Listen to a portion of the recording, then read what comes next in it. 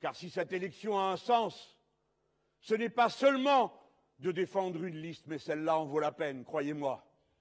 C'est une liste de braves et honnêtes gens. La plupart d'entre eux n'ont pas de carte politique. Ce n'est pas que moi je sois contre le fait d'avoir une carte à un parti politique. Je suis membre d'un parti politique.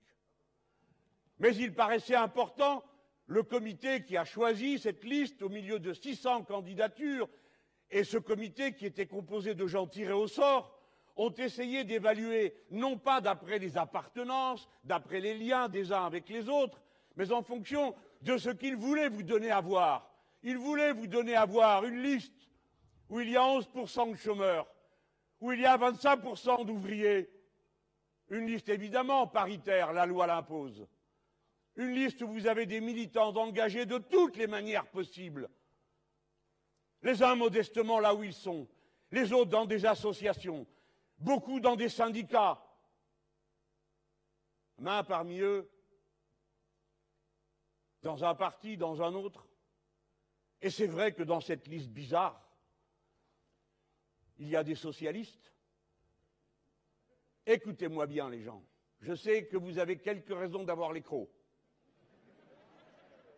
Mais c'est notre responsabilité d'être capable d'avoir avec tout le monde des débats au fond pour voir si on peut s'accorder. Et nous avons eu un débat au fond pour savoir si on pouvait s'accorder à propos de la bataille qu'on allait mener en Europe. De la même manière, nous l'avons eu avec d'autres, dont j'ai appris en cours de route que certains avaient une carte au Parti communiste. Je ne veux pas vous dire que le Parti communiste est dans la liste, ce n'est pas vrai. Il a sa propre liste et je la respecte. Mais je voulais vous dire que ça n'a pas eu d'importance au moment où il fallait choisir. Il fallait choisir parmi ceux qui se proposaient comme candidats, ceux qui étaient les plus représentatifs de la volonté absolue, acharnée, de se battre, de ne jamais se résigner, de porter toujours plus haut la flamme qui nous est revenue à notre tour, à notre génération. Et quand nous avons été chercher Manon Aubry, car je veux rappeler que c'est nous qui avons été la chercher et pas l'inverse. Oui, ben faites des comparaisons, hein.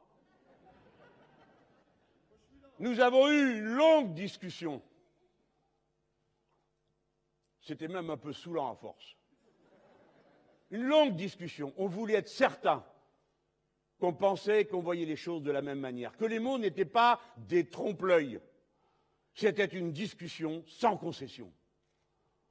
Et nous nous sommes accordés sur le cœur de l'affaire. On ne peut rien changer sur le vieux continent si on ne sort pas des traités européens. Il faut donc dire les choses claires, nettes et précises.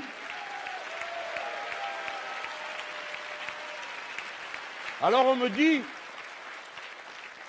dit, parce que maintenant on ne me le dit plus de la même manière, on m'a dit, ah mais alors ça veut dire sortir de l'Europe.